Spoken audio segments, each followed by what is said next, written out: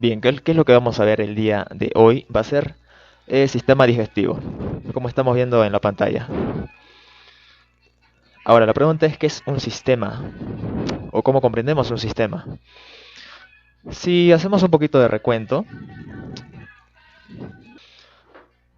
habíamos visto en la organización compleja de los seres vivos cómo desde un nivel eh, abiótico, el nivel particular de las partículas, donde vemos, por ejemplo, los protones, neutrones.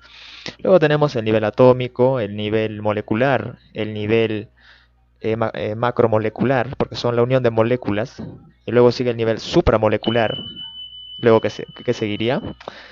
El nivel celular, ¿sí o no? Ya ahí es donde comienza, de hecho, el nivel biótico, el nivel de los seres vivos. Pimba. Luego, una vez que las células se congregan, forman estos tejidos, ¿sí o no? Estos que estamos viendo, los tejidos. Luego los tejidos nos dan origen a los órganos, de acuerdo a la preponderancia de los tejidos que estén en este. Y estos órganos de igual manera se unen para conformar los sistemas y aparatos. En este aspecto vamos a ver lo que es el sistema digestivo. Bueno, vamos a darle charla. Vamos a hacer primero un pequeño algo que podemos entender a grandes rasgos del sistema digestivo, y va a ser ese sistema pues encargado de tomar aquellas sustancias complejas y convertirlas en sustancias asimilables para el cuerpo, en nutrientes. Vamos a ver cómo va este asunto. Entonces nos dice aquí, pues, ¿no? Es un sistema conformado por un conjunto de órganos encargados de transformar el alimento ingerido, es decir, estamos hablando aquí de esas sustancias complejas que consumimos, para su absorción hacia la sangre, a fin de que se distribuya por todo el organismo y sirva como nutriente a todas las células. Entonces, en resumen, el sistema digestivo es el encargado de absorber todos los nutrientes de los elementos complejos que consumimos. Entre estos elementos complejos que se mencionan, tenemos lo que son pues, los carbohidratos, las proteínas, los lípidos y las vitaminas también, y distintas sustancias que pasan a nuestro sistema digestivo, que está constituido por unos órganos que ya vamos a ver. Pasan por estos conformantes del sistema digestivo y a degradar. Van a haber una serie de pasos de una digestión. Bueno, va a haber una digestión mecánica y digestión química. La mecánica también es llamada física. Entonces, para el objetivo final es pues que todas las células obtengan los nutrientes que necesitan para un correcto desenvolvimiento. Eso es lógico, ¿sí o no? Ocurre ese proceso donde también vamos a ver el metabolismo para que ocurra finalmente la absorción de los nutrientes ya puros, los nutrientes en su máxima expresión. Y para que este proceso pueda realizarse, es necesario modificar la composición física y química del alimento mediante el mecanismo de la digestión. Porque como decía al principio, estos alimentos complejos que consumimos no pueden ser absorbidos directamente. Por eso necesitan atravesar esta serie de procesos. Una serie de procesos en los cuales se cambia la composición tanto física como química del alimento que hemos consumido. Los órganos del sistema digestivo se agrupan de esta manera. Tenemos en primera instancia, a grandes rasgos, el tubo digestivo y las glándulas accesorias. Tubo digestivo. Bueno, ahora vamos a ver ya uno de los elementos principales del sistema digestivo. Habíamos dicho que era el tubo digestivo y las glándulas anexas.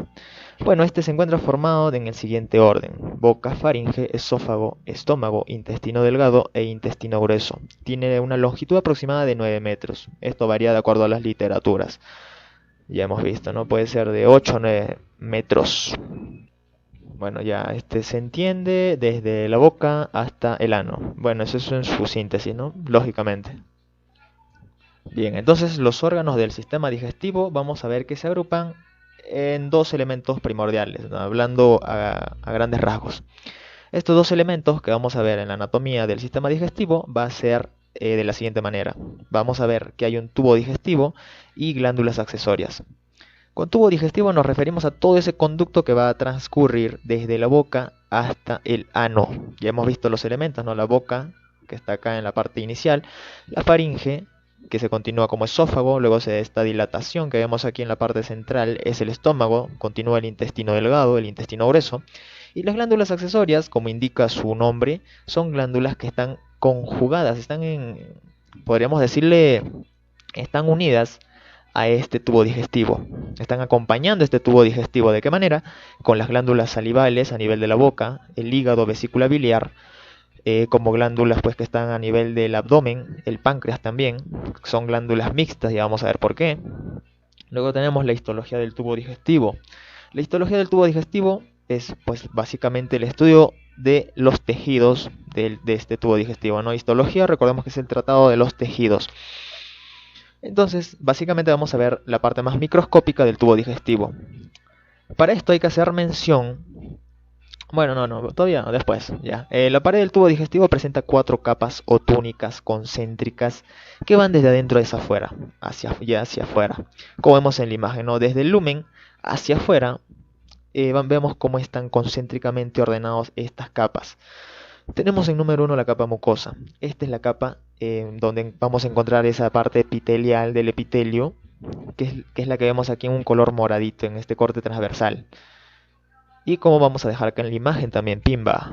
Entonces tenemos el epitelio, ¿no? Bueno, la capa mucosa vemos que es la capa más variable del tubo digestivo y presenta 3 regiones, que son el epitelio, la lámina propia, también conocida como el corión, y la muscularis mucosa, o la muscular de la mucosa. El epitelio pues es esa parte más interna que da directamente con el lumen. Da contacto, habíamos dicho que no, sino que da vista directamente con el lumen o la luz del órgano. Es decir, esta partecita de aquí. Presenta variedad de células epiteliales, hablando del epitelio, que se encargan de la absorción y la secreción. Entonces este epitelio va a ayudar a absorber todos esos nutrimentos que hemos dicho pues que ya se obtienen para las células, ¿no? Desde esos alimentos, vamos a denominar los gruesos que consumimos, ¿no? Que son nuevamente los carbohidratos, las proteínas y los lípidos, ¿no? O grasas. Entonces, este epitelio va a tener esas estructuras especializadas para realizar esta absorción. Por eso tienen esa función de absorber. Y además de secreción, ¿qué secretan? Pues mucosa, ¿no? Es para lubricar y bueno, para proteger, ¿no? También de la parte, más que todo en el estómago, proteger de la acidez. Luego tenemos la lámina propia, que está subyacente al epitelio, es decir, por debajito. En la imagen, lógicamente, sería más hacia afuera. Pero aquí, como vemos en la imagen, pimba, en la imagen nos explica muy bien cómo está justo por debajo del epitelio esta parte de tejido conectivo, que es la lámina propia. Luego tenemos la muscular de la mucosa. Esta muscular de la mucosa es como que la delimitación, es una limitación que hay entre la submucosa y la mucosa, ¿no? Es la muscular de la mucosa, como lo indica. Está constituido por tejido muscular liso. Si hacemos un recuerdo de lo que habíamos mencionado, había 3 tipos de músculo, ¿verdad? Músculo liso, músculo estriado y músculo cardíaco. 2 de estos son de carácter involuntario, ¿no? El músculo liso y el músculo cardíaco. Luego tenemos la capa submucosa, que está formada por tejido conectivo. En esta vamos a encontrar pues los vasos sanguíneos, vamos a encontrar también los distintos plexos nerviosos, ¿no? Los nervios, glándulas, tejido linfoide, ¿no? Tejido linfoide que vamos a comprenderlo pues como esa parte que se va a encargar de defender, de fagocitar incluso las partes del tubo digestivo que estamos haciendo. Y también en esta capa mucosa encontramos el plexo de Meissner. Esto estamos hablando a nivel del intestino delgado más que todo. El plexo de Meissner va a ser encargado de controlar, es un plexo, ¿no? Entonces es un paquete de nervios que se encarga de controlar la secreción glandular. Estas glándulas que encontramos en la capa submucosa, que se encargan pues de secretar ese mucus, también parte del jugo intestinal o gástrico, sea el órgano en el que estemos, se va a encargar pues este plexo de Meissner y controla la secreción glandular. La capa muscular está formada por 2 láminas, una circular interna y una longitudinal externa. o cile también, ¿no? Podemos ponerle cile para recordarnos. Cile, circular interna y longitudinal externa. Hay que hacer mención aquí que únicamente estas dos capas están presentes en donde desde el píloro hacia abajo. Recordemos que el píloro es ese esfínter que delimita entre la parte del estómago y hacia abajo con todo lo que es el intestino, tanto delgado como el grueso, ¿no? En su continuación del delgado. Entonces, bueno, que esta circular interna y longitudinal externa están únicamente presentes en esto mencionado, ya que el estómago va a presentar una diferencia. Va a ser ¿cómo se dice? Va a romper la regla de estas capas de estas dos capas que conforman la capa muscular de todo el tubo digestivo. Va a ser la excepción el estómago. ¿Por qué? Porque el estómago va a contener tres capas, ¿no? Va a tener una circular interna, una oblicua media y una longitudinal externa. Hay que recordar luego que en esta capa muscular que está constituida por dos láminas, entre estas dos láminas se va a encontrar el plexo mientérico de Auerbach, que es el encargado de controlar esos movimientos gastrointestinales, o en español, el peristaltismo. Recordemos que estas capas, tanto la muscular de la mucosa como la capa muscular propiamente de todo el tubo digestivo que está transcurriendo por todo este tubo que hemos visto, son de carácter liso. Entonces, son pues gobernados, así como los plexos, por el sistema nervioso autónomo o vegetativo. No sé si se estará entendiendo, pero si es que hemos oído bien esto, está controlado por el sistema nervioso autónomo. Eso quiere decir que estos movimientos, estas acciones, no van a ser de manera consciente controladas por el individuo, sino que más bien van a tener un carácter involuntario. Especialmente en la musculatura, en la parte de la capa muscular que se menciona que está del control de los movimientos gastrointestinales, también podemos hacer referencia a ese movimiento ondulatorio, conocido, ese movimiento mecánico ondulatorio, conocido como el peristaltismo, ¿no? Que está funcionando a lo largo de todo el tubo digestivo. ¿Para qué? Para llevar ese bolo alimenticio que se encuentra aún en la boca y por eso tiene esa denominación, para llevarla pues hacia su descenso, ¿no? Para llegarla hacia su digestión y finalmente para su excreción. Luego tenemos la capa serosa o adventicia, que es la túnica más externa y está formada por tejido conectivo. Esta capa serosa o adventicia recibe estas dos denominaciones de acuerdo al lugar en donde se encuentre. Es adventicia, esta túnica externa digo, si es que se encuentra ubicada por encima del diafragma. Por ejemplo, el esófago, ¿sí o no? Está por encima del diafragma. Y se va a denominar serosa cuando el órgano del que nos estemos refiriendo va a estar debajo del diafragma. Ejemplo, pues el intestino delgado, el intestino grueso, ¿no? Bueno, también el estómago. En fin, aquí vemos ya una imagen que nos explica lo que sería, bueno, es un corte transversal, ¿no? Básicamente, ya podemos ver las partes que ya hemos visto.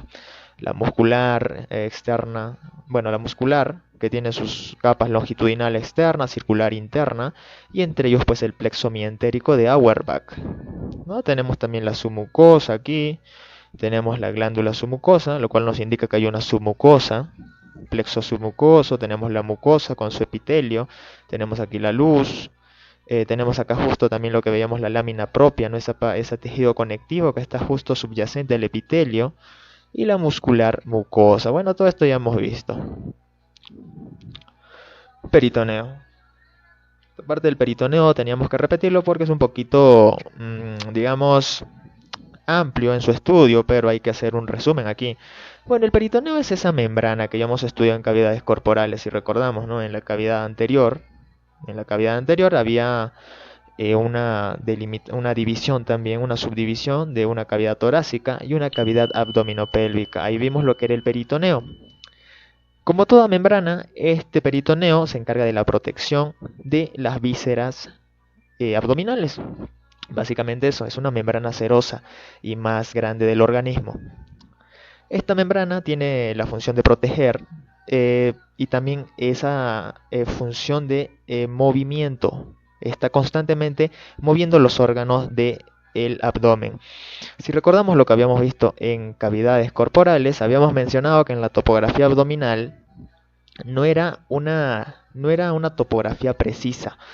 Es decir, que en los cuadrantes que ya hemos visto, no necesariamente siempre están en ese orden o siempre están los órganos que se han mencionado en esos cuadrantes, sino que algunas veces hay ciertas variaciones, son mínimas, pero hay variaciones. Y esto es debido a que a este movimiento del peritoneo, ese movimiento que va a generar también movimiento de los órganos, de las vísceras. Tiene una función muy importante, que es la de protección, y esa, la de movimiento, más que todo, ayuda cuando hay un cierto traumatismo o una apertura en el abdomen, ya sea por una lesión punzocortante, en el cual pues deja esa continuidad que hay y genera un agujero, lo cual podría generar en una evisceración, ¿no? Evisceración es pues la emergencia de cierto órgano, evisceración, ¿no? Es como que se va hacia afuera, se protruye determinado órgano. Entonces, para evitar esto, que te salga a tus intestinos o algo por el estilo, el peritoneo rápidamente se mueve, se desplaza hacia donde hay una lesión y trata de tapar ese agujero. Bien, entonces vemos que limita un espacio virtual llamado cavidad abdominal que contiene un líquido seroso. Ambas membranas, bla bla bla. Bueno, está formado por epitelio simple, es decir, tiene una sola lámina, una sola capa, por eso es simple, y tejido conectivo. Consta de dos hojas, no hay un peritoneo parietal que está revistiendo la pared abdominal en su parte más externa. Digo, ¿no? Este es el peritoneo parietal, por eso es parietal, porque da hacia la pared. Y el peritoneo visceral, lógicamente, pues que va a recubrir los órganos, ¿no? O vísceras, por eso el nombre. Vísceras abdominales, lógicamente, no te va a cubrir las vísceras pues pélvicas. Bueno, también hay ciertos órganos que están excluidos de este, bueno, no excluidos, sino parcialmente excluidos. Em, Habíamos mencionado, o creo que no, que este peritoneo recubre pues todas las vísceras del abdomen, ¿no? Las importantes, como las asas intestinales, yo que sé, las distintas porciones del colon. Tenemos pues también el estómago, bueno, suspende parte del estómago también. Vamos a ver en los repliegues más adelante. Y hay algunos que están pues retroperitoneales, algunos órganos, como por ejemplo los riñones y el páncreas. Pero no es que estén ausentes totalmente de esta membrana, sino que más bien están recubiertos por este peritoneo, pero únicamente en su superficie anterior. Como vemos aquí en la imagen, en este corte que sería, pues es un corte medio sagital, ¿no? O sagital. Esto hemos visto también en la sesión 2 de anatomía. Entonces vemos acá, ¿no? Son órganos retroperitoneales, por eso los riñones son conocidos como órganos retroperitoneales. Incluso en aparato excretor lo hemos visto. Bien, pasemos a ver qué más hay. Bueno, ahí están justo los pliegues. Este peritoneo presenta pliegues, es como una bolsa, ¿no? Bueno, presenta dobleces. Bueno, estos dobleces se introducen entre las vísceras con los que une los órganos entre sí y las paredes de la cavidad. Es decir, estos pliegues van a servir para unir órgano a órgano, como también unir estos órganos hacia la pared, para que estén sujetos hacia algo. Tenemos entre estos pliegues el mesenterio, que es una extensión amplia del peritoneo y presenta una doble hoja en forma de abanico que va a recubrir y suspende a las dos porciones finales del intestino delgado. Estamos hablando del yeyuno e ilion, como estamos viendo aquí en la imagen. Bueno, suspenden ¿hacia dónde? Hacia la pared abdominal posterior. ¿Qué más? Hay más repliegues. Tenemos el epiplón mayor. Este epiplón mayor es también serosa y cuelga de la curvatura mayor del estómago, pimba. Como vemos aquí, esta es la curvatura mayor. Cubre el colon transverso. Entonces hay que entenderlo en orden. Ya hemos visto cuál es la curvatura mayor del estómago. Entonces dice, cuelga de la curvatura mayor del estómago, como vemos aquí. Cubre el colon transverso, lo cubre, ¿no? Lo habíamos asemejado a un cordel que estaríamos colgando como una sábana, pimba. Baja toda esta sábana y cubre todo el colon transverso y desciende por delante de las vísceras abdominales, ¿no? Como una sábana que estaría recubriendo todo. Y tiene gran cantidad de tejido adiposo.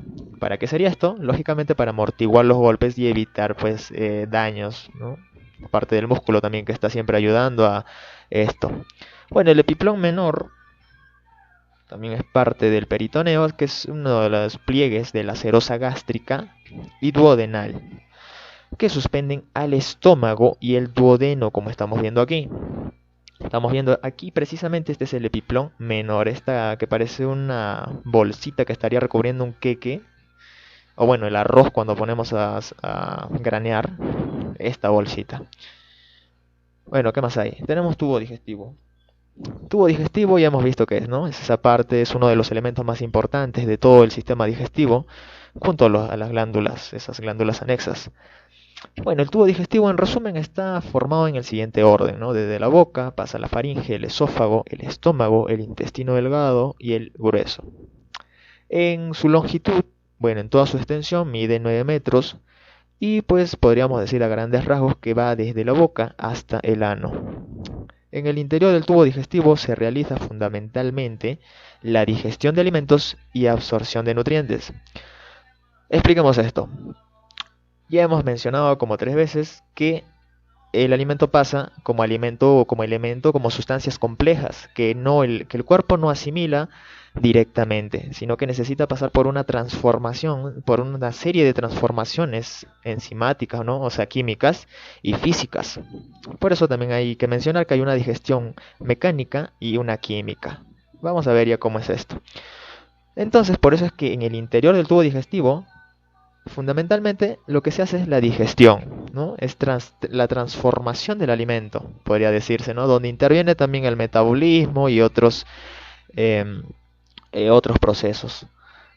Donde ocurre, nos dicen, ¿no? La digestión de alimentos y la absorción de nutrientes. La absorción de nutrientes se da más que todo a nivel del duodeno yeyuno, del yeyuno. Yeyuno es esto que vemos aquí, que representa la mayor parte de esas asas intestinales que están casi siempre en las imágenes de anatomía, como vemos aquí, esta parte, ¿no? Ahí es generalmente donde ocurre la absorción de nutrientes, ya que la digestión se continúa incluso desde la boca hasta el duodeno, que recordemos que es la primera porción del intestino delgado. Posterior a esto sigue el yeyuno, el ilion, donde ya recién está ocurriendo la absorción propiamente de los nutrientes ya digeridos. Bueno, en la digestión intervienen unos catalizadores biológicos. Recordemos que ¿qué es catalizar? Catalizar es apurar una reacción química. ¿Y quiénes son los catalizadores por excelencia o biocatalizadores? Son pues las enzimas, y en este caso son las enzimas digestivas, ¿sí o no? Entonces, estas enzimas digestivas intervienen pues como catalizadores biológicos y estos son los encargados de transformar las macromoléculas, es decir, los alimentos gruesos, como lo hemos denominado, a los elementos complejos que consumimos, en que las transforman en micromoléculas, ¿no? Es decir, en moléculas que que pueden ser digeridas por el cuerpo, que pueden ser absorbidas, ¿no? Que pueden ser asimiladas.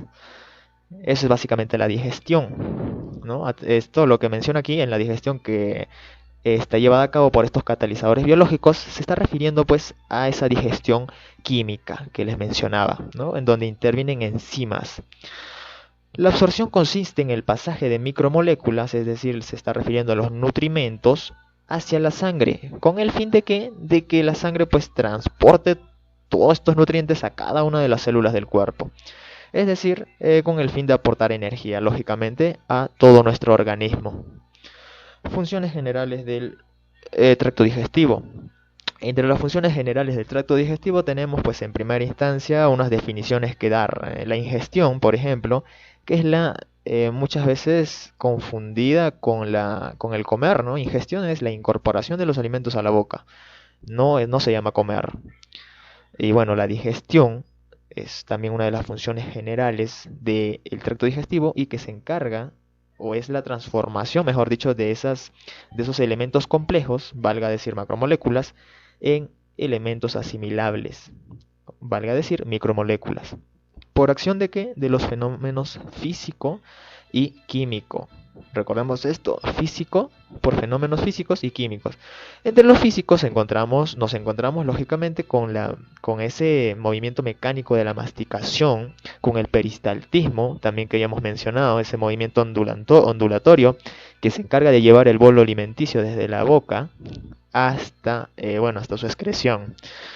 Y entre los fenómenos químicos o la digestión química tenemos las reacciones enzimáticas que ya hemos visto.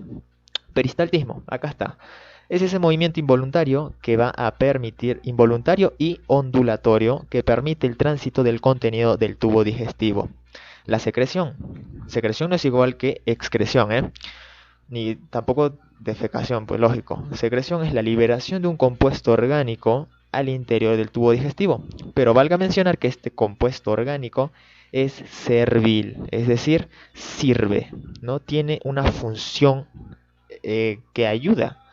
A diferencia de la excreción o defecación, ¿no? Que son compuestos que también se liberan, pero que no son serviles para el cuerpo, no pueden ser utilizables, de hecho son desechos. La absorción, pasaje de sustancias al torrente sanguíneo. ¿Cómo pasa? Así, ¿no? Vemos ahí, pasa al torrente sanguíneo y a la linfa. Bueno, esa es la absorción. La defecación, ya sabemos que la defecación, ¿no? Es la expulsión de los compuestos no absorbidos. Claro, lógicamente están los desechos y también los compuestos que no se han llegado a absorber. Vamos a hablar de la boca. La boca, ¿no? La primera parte del tubo digestivo tiene una forma oval. Se ubica en la parte central e inferior de la cara. O también se le denomina como anteroinferior. Bueno, acá dice central, ¿no? Pero en realidad es una ubicación anteroinferior de la cara, de la parte del cráneo. Tiene los siguientes límites. Como todo, vamos a ver los límites. Tiene en la parte anterior, está limitado por los labios y por los dientes, lógicamente. Bueno, vemos acá, sin embargo, está más definido. En la parte anterior dice por los labios, que está, no está formado acá como dice por el músculo, sino que más bien está circunscrito estos labios por el músculo orbicular de los labios. Bueno, aunque si es que estaríamos hablando de una anatomía más exacta, en realidad los labios son esta parte de acá, pimba. Es decir, sí está bien lo que dice aquí, pero generalmente nosotros comprendemos mal que los labios son esas partes carnosas y rojas que tenemos, ¿no? En realidad los labios abarca desde la parte del borde inferior de la nariz y abarca esta delimitación, todo este circulito que estamos viendo acá en la imagen. Esos son los labios. Por eso es que dice que está formado por el músculo orbicular de los labios. Y de hecho voy a poner el músculo aquí, pimba, ese es el músculo orbicular porque está orbiculando, está dando una circunscripción, no está en forma circular.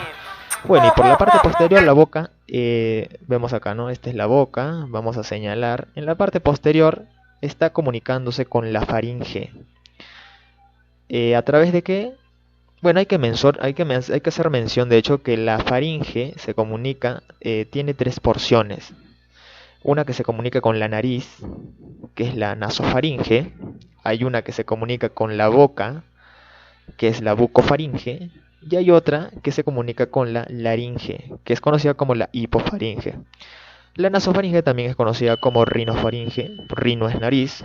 La bucofaringe también es conocido como orofaringe. Y la laringofaringe también es conocida como hipofaringe, porque es la faringe más inferior. Entonces acá que nos dice, ¿no? La parte posterior se comunica con la faringe a través del istmo de las fauces. Así se llama este conductillo que está comunicando la boca con la faringe, es decir, la parte de la bucofaringe. Por eso acá nos dice, ¿no? Cavidad bucofaringea. Istmo de las fauces, hay que recordar esto. Techo de la boca, ¿cómo está limitado? Está formado por el paladar. Ahí recordemos que hay un paladar duro y un paladar blando. El paladar duro es lo que, si llevamos la lengua hacia arriba, vamos a ver que hay una parte del techo que es más dura. Y cuando deslizamos la lengua más hacia atrás, en esa misma dirección, vamos a ver que hay una parte más blanda. Entonces vemos que los 2/3 del paladar anterior es duro. Y el tercio posterior es el paladar blando, el que casi llega hacia la úvula. Piso de la boca. Piso de la boca pues está formado en primera instancia por el músculo que está por debajo de la lengua, que es el músculo miloyoideo.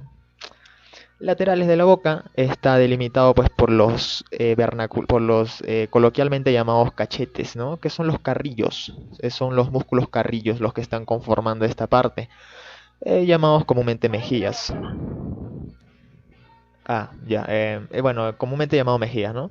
Formados por los músculos buccinadores o carrillos, ¿no? Estos músculos buccinadores que estamos viendo ahora mismo, estos músculos tienen pues la función de hacer la letra. Bueno, hay que entender que los músculos de la cara siempre nos han ayudado a hacer las expresiones. En específico, estos músculos buccinadores, como dice su nombre, buccinadores, nos ayudan a hacer la letra U, como también a soplar, ¿no? O a hacer ese silbido común. Bueno, no sé cómo se hace. En fin, pasemos a ver. Bueno, la boca se divide, dice, en dos regiones. Dos regiones que son... Ya está, a ver. Estas dos regiones de la boca son el vestíbulo y la cavidad oral. En el vestíbulo vamos a ver que es el espacio que está comprendido entre la parte posterior de los labios hasta la parte anterior de los dientes. En pocas palabras, el vestíbulo es ese espacio que nosotros cuando metemos la lengua para, no sé, limpiarnos un diente que sentimos que está con placa o con sarro, vemos que hay un espacio, ¿verdad? Entre la parte interna, esa parte posterior de los labios.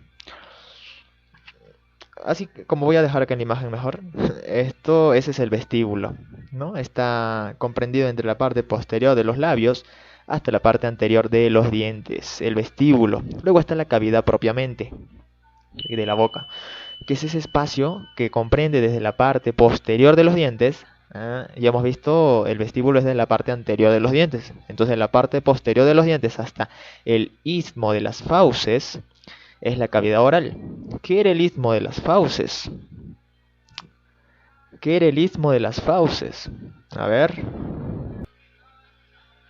Entonces, ya habíamos visto el istmo, ¿no? Que es esa conexión bucofaringea. Es la conexión que hay entre la boca y la faringe. Ese es el istmo de las fauces. Además, tiene un contenido, aparte de los límites. Lógicamente, tenemos la lengua, las encías. Bueno, las encías que están comprendidas también entre esa parte del vestíbulo, dientes y orificios de conductos salivales. Bueno, orificios de conductos salivales, ¿no? Recordemos que entre las glándulas anexas que contiene la boca, tenemos pues esas glándulas salivales, ¿no? Hay una parótida, una submaxilar y una sublingual. Cada una indica pues su denominación. Vamos a ver si hay una imagen más adelante. Si es que no hay, la ponemos. A ver, bueno, no hay. Entonces vamos a poner una imagen aquí. Vamos a explicar algo rapidito. Bueno, aquí como vemos en la imagen que acabo de poner, pimba. Bueno, que recién he puesto. En la imagen vemos la glándula más grande salival. Bueno, la glándula salival más grande es la parótida. Y se encuentra más o menos en la parte retromandibular, ¿no? Como vemos en la imagen, y tiene un gran tamaño. De la glándula sublingual no hay tanto que explicar, ¿no? Está debajo de la lengua. Y la submaxilar, o también conocida como submandibular, está debajo de la mandíbula, justo aquí debajito, como vemos en la imagen. Entonces, bien, cada uno de estos tiene unos conductos. Por ejemplo, el conducto que va a llevar la glándula parótida, bueno, el contenido de la glándula parótida hacia la boca, se vaya a denominar el conducto esteno. El conducto esteno. Y bueno, la glándula salival sublingual también va a verter su contenido a través de un conductillo. El conductillo que comunica pues esa glándula sublingual, esa glándula salival sublingual con la cavidad oral, va a ser conocido como el conducto de Rivinus o de Bartholin. En el caso de el conducto que une la glándula submaxilar o submandibular, es conocido como el conducto de Wharton. Listo, entonces ya hemos visto eso. Bueno, ahora vamos a ver la lengua. La lengua tiene funciones también. A ver, tiene varias funciones. Bueno, tiene... Vamos a ver qué es ya.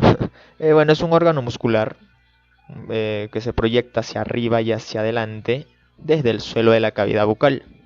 Esta definición está acá. De hecho, no es un músculo como tal. Algunos creen que la lengua es un músculo. Sin embargo, no. La lengua, de hecho, es un conjunto de músculos. Es un paquete. Un paquete de 15 a 17 músculos. En este caso, el tejido sí es muscular voluntario, porque nosotros lo movemos, ¿sí? O no sabemos cómo mover la lengua. Posee tres porciones. Tenemos la base o raíz, que está por acá. Bueno, en la imagen está hacia más superior. Cuerpo en la parte media. Y la punta, pues, es esta de acá, ¿no? Con la que podemos hacer muchas cosas. Como ponerla en posición para silbar. Bueno, las funciones, vemos acá, ¿no? Es un órgano sensorial, es un órgano sensorial por excelencia, es un órgano del sentido, ¿no? Nos brinda el sentido del gusto, nos permite la percepción de sabores. Tenemos el amargo, el salado, el ácido, el dulce y un último sabor conocido como el umami, que es como que una combinación de algunos saborcillos. También tiene la función, pues, de la deglución. Lógicamente, sin la lengua nosotros no podríamos deglutir, porque si nos percatamos cuando nosotros comemos, es la lengua la que nos permite que pase ese bolo alimenticio. Sin la lengua no pasaría. O bueno, si quieres inténtalo, pero no pasaría. Es muy complicado, te puedes atorar. Y si le prestamos atención cuando comemos a la lengua, nos vamos a dar cuenta que genera un movimiento que levanta la lengua hacia atrás para llevar el bolo alimenticio, como cuando pasamos la saliva o cuando tomamos agua. De igual manera, en la masticación, si nos hemos percatado, cuando nosotros masticamos, la lengua no está quietecita. La lengua, de hecho, está constantemente llevando hacia los lados, hacia los molares, para que eh, trituren los alimentos, ¿no? Una vez que ya se han masticado, que se han desgarrado con los caninos, pues que se trituren con los molares y premolares. Entonces la masticación es gracias, bueno, está generada gracias a la lengua, ¿no? Que genera ese movimiento de ladeo y la articulación de las palabras. Es muy lógico. Bueno, tiene sentido, ¿no? Sin la lengua no podríamos articular palabras. Por eso las personas que nacen con ausencia de lengua no pueden hablar. Es una, es un tipo de mutismo, ¿no? Hay otro mutismo que es, pues, más por lesiones del sistema nervioso central. En fin, ya tú les has dado más funciones, pero estas son las funciones principales. Tenemos la cara inferior de la lengua. ¿Qué nos dice la cara inferior de la lengua? Bueno, esta está unida al piso de la boca por un pliegue medio de mucosa que es denominado el frenillo, ¿no? Que esto es lo que justo me preguntabas. Este es el frenillo. Este frenillo impide, pues, que nos atragantemos con la lengua, porque, como nos dice, está refrenando. Este favorece el movimiento lingual también. También tenemos un frenillo aquí en la parte superior, si nos hemos percatado, ¿no? Del labio superior, en la parte interna también hay un frenillo. Bueno, y aquí vemos el músculo miloioideo precisamente, ¿no? Que está en... Ahí está, que está en inserción con el hueso ilioides, que es este hueso que es flotante, es un hueso flotante del cuello. Bueno, en la cara superior, que vamos a ver, en la cara superior o dorsal. A ver, en la cara superior o dorsal vamos a ver rugosidades, ¿no? Esas pequeñas puntitas que vemos cuando nos miramos en el espejo, que son llamadas papilas gustativas. Estas papilas gustativas contienen a su vez unos botones gustativos. Estos botones gustativos van a ser los receptores de los sabores. Son los receptores gustativos, por eso dice aquí. Y a su vez transforman la información que se encuentra en el bolo alimenticio en impulso nervioso, ¿no? Transforman esa información que nos llega de manera mecánica y la vuelve, pues, en un sabor para nuestro cerebro. ¿Qué más dice acá? Ah, bueno, que es enviado posteriormente al cerebro. Tenemos las papilas para el sabor amargo que están en la base, aquí en rojito. Las papilas para el sabor dulce están en la puntita casi. Las papilas para el sabor ácido están en los laterales. Y aquí en verdecito vemos limitado las papilas para el sabor salado. Esto es una delimitación un tanto didáctica, no es que se encuentren específicamente en estos lugares, ya que en realidad están dispersos Por ejemplo, en las papilas para el sabor amargo también hay papilas para el sabor, digamos, es ácido, pero están en mayor proporción es que se encuentran de esta manera. Es por eso que están de esta manera limitados de manera didáctica, es porque hay mayor proporción de estas papilas. No es que únicamente hayan esas papilas, sino que en toda la proporción de la lengua están distribuidas casi todas las papilas, de todos los, bueno, todos los sabores que pueden recepcionar. Bueno, ahora vamos a ver los dientes. ¿Qué hay con los dientes? Sí, sí, con los dientes.